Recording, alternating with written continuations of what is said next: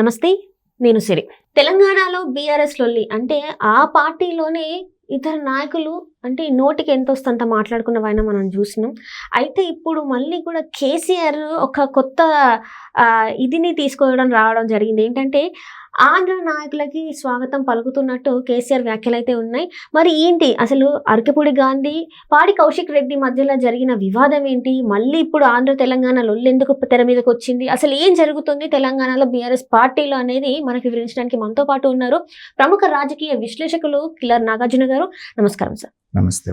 Sir, ఇప్పుడు తెలంగాణలో BRS party పరిస్థితి ఏంటంటారు? అంటే ఇక్కడ చూస్తే మొత్తం పాడి కౌశిక్ రెడ్డి కొన్ని వ్యాఖ్యలు చేయడం మనం చూసాం. అట్లనే అరకపూడి గాంధీ గారు ఏం మాట్లాడారో చూసినాం. ఇప్పుడు మళ్ళీ కేసీఆర్ గారు కొన్ని వ్యాఖ్యలు చేస్తున్నారు. మేము ఆంధ్ర నేతలను అయితే మీరు ఆహ్వానిస్తున్నాం మళ్ళీ రాజకీయాల్లోకి. అంటే ఏందంటారు? ఇదంతా మళ్ళీ తెలంగాణ సెంటిమెంట్ని రెచ్చగొడుతున్నారా? అసలు ఏం ఆశించి వీళ్ళు ఇవన్నీ మాటలు మాట్లాడుతున్నారు? ఇప్పుడు జనాల్లో అంటే ఇక్కడ చూస్తే సిటీ పరంగా చూసుకుంటే చాలా వరకు బీఆర్ఎస్ ఎమ్మెల్యేలే అంటే బీఆర్ఎస్కి మంచి మద్దతు వచ్చింది ఇక్కడ. అంటే మనకి ఊళ్ళో కన్నా ఎక్కువ సిటీలో వచ్చింది. ఇది వాళ్ళ చేతిలో వాళ్ళే పోడగొట్టుకుంటున్నారు. అసలు ఏంటంటారు మరి? ఇక్కడ బీఆర్ఎస్ అనేటువంటి పార్టీ ఏదైతే ఉందో గతంలో టీఆర్ఎస్ తెలంగాణ రాష్ట్ర సమితి, తెలంగాణ వాదంతో వచ్చినటువంటి పార్టీ. ఆంధ్ర వాళ్ళు మమ్మల్ని దోచుకున్నారు, ఆంధ్ర వాళ్ళు పెత్తనం చేస్తున్నారు, మా నీరు నిధులు నియామకాలు మాకు కావాలి అనేటువంటి ప్రాతిపదిక మీద వచ్చినటువంటి పార్టీ, తెలంగాణను సాధించినటువంటి పార్టీ. ఏ మాటగా మాట అవునన్నా కాదన్నా ముందుండి మిగతా వాళ్ళందరూ సహకరించారు కాబట్టి తలా ఒక చేశారు. పేరు బీఆర్ఎస్కి వచ్చింది, అప్పటి టీఆర్ఎస్కి తెచ్చినందుకు కృతజ్ఞతాభావంతో 2 సార్లు ప్రజలు అవకాశం ఇచ్చారు. 10 సంవత్సరాలు చక్కటి మెజారిటీ ఇచ్చి మిమ్మల్ని పాలించుకోమని చెప్పారు. అయిన తర్వాత ప్రజలకి మీ యొక్క పద్ధతి నచ్చలేదు. మీరేమనుకున్నారు? ఆంధ్రాలో కనుక పథకాలు ఇచ్చేస్తే జనాలు నన్ను గెలిపిస్తారని జగన్మోహన్ రెడ్డి గారు ఎలా అయితే భావించి ఆయన అక్కడ బొక్కబోళ్ళ పడ్డారో, కేసీఆర్ గారు అనుకుంది ఏంటంటే నేను ఇన్ని పనులు చేశాను, నన్ను ఎందుకు గెలిపించరు ప్రజలు? హైదరాబాద్ను బ్రహ్మాండంగా డెవలప్ చేశాను, రైతు బంధు ఇస్తున్నాను, దళిత బంధు ఇస్తున్నాను, ఇలాంటివి బోల్డ్ పథకాలు ఇచ్చాను, నేను నన్ను ఎందుకు గెలిపించరు అనుకున్నాడు. కానీ మీరు ఎన్నిచ్చినా కూడా అహంకారపూరితమైనటువంటి ప్రవర్తన ఉంటే ప్రజలు క్షమించరు అనేటువంటి మాట మర్చిపోయారు ఆయన కేటీఆర్ ఇద్దరు. దాని ఫలితం అనుభవిస్తున్నారు. పైగా జాతీయ రాజకీయాల్లో చక్రం తిప్పాలనేటువంటి భావనతోటి ఏదైతే మిమ్మల్ని బతికించి అధికారంలోకి తీసుకొచ్చిందో ఆ తెలంగాణ అనే మాటను మీరు వదిలేశారు. అధికారంలోకి వచ్చిన తర్వాత మీరు చేసిన ప్రామిస్ ఏంటి? హైదరాబాదులో బతకడానికి వచ్చిన వాళ్ళందరూ కూడా తెలంగాణ వాళ్ళే, ఆంధ్ర నుంచి వచ్చినా కూడా వాళ్ళని సెటిలర్స్ అనే మాట కూడా మేము అనము, వాళ్ళ కాల్లో ముళ్ళు దిగితే నేను పంటితో తీస్తానని చెప్పి కేసీఆర్ గారు పలు సందర్భాల్లో చెప్పారు. అన్నట్టుగానే పాపం 10 సంవత్సరాలు ఎలాంటి గొడవలు ఏమీ జరగకుండా చక్కగా జరిగిపోయింది. కానీ రోజు రోజుకి ఆయన దగ్గర ఉన్నటువంటి బలమైన నాయకులు జారిపోతూ ఉంటే తెలంగాణ వాదమే మళ్ళీ నన్ను బతికిస్తుంది అనేటువంటి భావనలోకి ఆయన ఏమన్నా వెళ్ళాడా అనేటువంటిది మొన్న జరిగినటువంటి సంఘటనను బట్టి మనకు అర్థమవుతుంది. కౌశిక్ రెడ్డి అనేటువంటి వ్యక్తి ఎలా గెలిచాడనేటువంటిది తెలంగాణ రాష్ట్రం అంతా చూసింది. ఎలా అంటే తన ఫ్యామిలీ మొత్తాన్ని పెట్టుకొని కళ్ళమట నీళ్లు పెట్టుకుంటూ ఈసారి మీరు గెలిపించకపోతే నన్ను నలుగురం సూసైడ్ చేసుకుంటామని. మరి యాక్చువల్గా ఆయన మీద కేసు బుక్ చేసి లోపల ఎందుకు వేయలేదో నాకైతే అర్థం కావట్లేదు. ఆత్మహత్య అనేటువంటిది అటెంప్ట్ చేసినా కూడా క్రైమే. సో బహిరంగంగా టీవీలో చెప్పినా కూడా ఆయన ఏం చేయలేదు, ఏదో మొత్తానికి ప్రజల సానుభూతితో దేనితోటో గెలిపించారు. గెలిపించిన దగ్గర నుంచి ప్రతి విషయంలోనూ అతను ఓవర్ యాక్షన్ చేస్తున్నాడు. బీఆర్ఎస్కి 30 మంది ఎమ్మెల్యేలు ఉన్నా కూడా అసెంబ్లీలో బయట కూడా ఇతను చేసే హల్చల్ మిగతా ఎవరు కూడా చేయటం లేదు. అసెంబ్లీ సమావేశాల్లో కూడా చూసాం. ఆంధ్రప్రదేశ్లో కొడాలి నాని ఏ పాత్ర అయితే పోషించాడో అదే పాత్ర ఇక్కడ కౌశిక్ రెడ్డి పోషించడం, నోటికి ఎంత వస్తే అంత అంటాం, జనం మీదకి వెళ్ళటం, కొట్టబోవటం, ఈవెన్ మొన్న జరిగినటువంటి సంఘటనలో పోలీసులను కూడా తోసినటువంటి సంఘటన మనం చూసాం. ఇది ఇప్పుడు ప్రజలకున్న అనుమానం ఏంటంటే ఇది కేసీఆర్ గారి ఆశీర్వాదంతో జరుగుతుందా లేకపోతే ఇతనంతటి ఇతను చేస్తున్నాడా? కానీ కౌశిక్ గారు చెప్పారు కదా ఇది పార్టీతో సంబంధం లేదు, ఇది మొత్తం నా వ్యక్తిగతం, ప్రమాదం వస్తుందన్నప్పుడు అలాంటి స్టేట్మెంట్ ఇచ్చారు. మరి అనేటప్పుడు తెలీదా?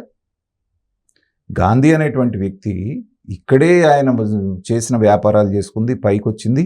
2 సార్లు అతను గెలిచినప్పుడు తెలీదా అతను తెలంగాణ వాడని?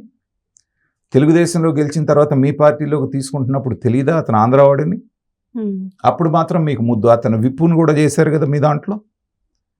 ఇక్కడికి వచ్చేటప్పటికి మీకు తేడా వచ్చేటప్పటికి ఆంధ్రోడు ఆ కులం పేరు పెట్టి మాట్లాడటం, ఇది చేయటం అనేటువంటిది వాళ్ళ యొక్క సంస్కారాన్ని తెలియజేస్తోంది. అయితే డ్యామేజ్ ఎక్కడ ఎక్కువ చేస్తోందంటే దాన్ని గట్టిగా ఖండించకపోవటం. కౌశిక్ రెడ్డి చేసింది తప్పే, మేము దీన్ని ఖండిస్తున్నాం అనేటువంటిది ఏదో పై మాటగా చెప్తున్నారే కానీ సరైనటువంటి ఖండన రాలేదు. నిజంగా మీకు ఆంధ్ర సెటిలర్స్ మీద ప్రేమ ఉండి ఇతను ఆ తప్పుడు మాట మాట్లాడినప్పుడు మీరు వెంటనే అతని పార్టీ నుంచి సస్పెండ్ చేయాలి. ఎందుకంటే ఒక చిన్న మాట మాట్లాడినందుకు కేటీఆర్ గారు ఎలక్షన్ ముందు చంద్రబాబు నాయుడు గారిని అరెస్ట్ చేసినప్పుడు ఒక చిన్న ట్వీట్ చేసినందుకు వాళ్ళంతా ఎలా రియాక్ట్ అయ్యారో మీరు చూశారు. వాళ్ళ ప్రభావం బాగా ఎక్కువ ఉన్నటువంటి నల్గొండ, ఖమ్మం, వరంగల్ ఈ జిల్లాలేగా మిమ్మల్ని ఎక్కువ ఓడించింది. అంటే మనం అనాలోచితంగా మాట్లాడే ఒక మాట మన పార్టీ భవిష్యత్తుని ఇబ్బంది పెట్టేటువంటి పరిస్థితి ఉంది. పైగా తొందరలో జిహెచ్ఎంసీ ఎలక్షన్స్ రాబోతున్నాయి. మీరు అధికారంలో ఉన్నప్పుడే దాదాపు 50% సీట్లు బీజేపీ పోయినటువంటి దీంట్లో మరి వాళ్ళు మీరు అధికారంలో లేరు. ముఖ్యమైనటువంటి నాయకులందరూ జారిపోతున్నారు. ఇక్కడ ప్రభావం చూపించేంత సంఖ్యలో ఆంధ్ర ఓటర్లు ఉన్నారు. ఆంధ్ర నుంచి వచ్చి సెటిల్ అయిన మీ భాషలో సెటిలర్స్. మరి ఇలాంటి సందర్భంలో ఆంధ్ర అనే మాట తీసుకొని మాట్లాడటం అనేటువంటిది పార్టీకి మేలు చేస్తుందా కీడు చేస్తుందా అన్నప్పుడు సరైనటువంటి ఖండన వచ్చి అతని మీద కనుక చర్య తీసుకోకపోతే, ప్రతిసారి నేను ఆంధ్రాని ఎందుకు ఎగ్జాంపుల్గా చూపిస్తున్నానంటే కొద్ది కాలం 3 నెలల క్రితం అక్కడ జరిగినటువంటి పరిణామాలు, అక్కడ కొడాలి నాని, రోజా, మిగిలినటువంటి ఒక 6 మంది మాట్లాడినటువంటి మాటల మూలానే ఆ అపజయం, అంత దారుణమైనటువంటి అపజయం వచ్చింది వాడు. ప్రజలు ప్రతిదీ గమనిస్తూ ఒక టీచర్ కనుక ప్రతి టెస్ట్లో మార్కులు ఎలా వేస్తూ ఉంటాడో అలా వేస్తూ ఉంటారు. సో ప్రతి చర్యకి ప్రతి మాటకి వాళ్ళు మార్కులు వేసి పెట్టుకుంటూ ఉంటారు. 0 వేస్తారా, 1 వేస్తారా, 2 వేస్తారా అని. టైం వచ్చినప్పుడు మీరు తలరాత మారుస్తారు. మీకు 6 నెలలు కాలేదు, మొన్న డిసెంబర్లోనే మీకు గుణపాఠం చెప్పినా కూడా దాని నుంచి ఏం పాఠాలు నేర్చుకోకుండా ఈ కౌశిక్ రెడ్డి లాంటి వాళ్ళని కనుక ప్రోత్సహిస్తే, ఇవాళకి కూడా ఏంటంటే కేసీఆర్ గారు తెలంగాణని డెవలప్ చేసినటువంటి విషయంలో ఎవ్వరూ కూడా కాదంటలేదు. ఆ విషయంలో అందరూ కూడా ఆయన చేశాడని అంటున్నారు. కానీ ఇలాంటి మాటలు మాట్లాడే వాళ్ళని ప్రోత్సహించి మీరు కనుక పక్కన పెట్టుకుంటే ఆ ఇమేజ్ కూడా పోవడానికి ఎక్కువ కాలం పట్టదు. ఇవాళ బీహార్ వాళ్ళు చిక్కడ బతుకుతున్నారు. ఆంధ్ర ప్రజలు, ఆంధ్ర భాష మాట్లాడే, తెలుగు భాష మాట్లాడేవాళ్ళు 14 కోట్ల మంది ఉన్నారు అనేటువంటి ఒక లెక్క ఉంది.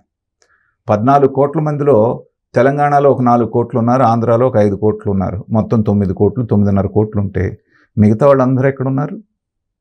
అదే అమెరికా వాడు, అదే ఆస్ట్రేలియా వాడు, తర్వాత మన తెలుగు వాళ్ళు వెళ్ళిన దేశం వాళ్ళు అందరూ కూడా మీరు అక్కడ వాళ్ళు, భారతదేశం వాళ్ళు ఇక్కడ ఏంటని కానీ మీలాగే మాట్లాడితే మన వాళ్ళందరూ ఏమైపోవాలి? సో ఆ కనీస కామన్ సెన్స్ లేకుండా మాట్లాడటం అనేటువంటిది ఏంటంటే అతను చేసిన తప్పు కంటే కూడా అతని మీద చర్య తీసుకోకపోవటం అనేటువంటిది బీఆర్ఎస్ చేసింది పెద్ద తప్పు అనేటువంటిది నేను భావిస్తున్నాను. అనుభవం కలిగినటువంటి కేసీఆర్ గారు దాన్ని మరి ఎలా సరి చేస్తారు అనేటువంటిది రాబోయే కాలంలో మనం చూస్తాం. Thank you so much sir.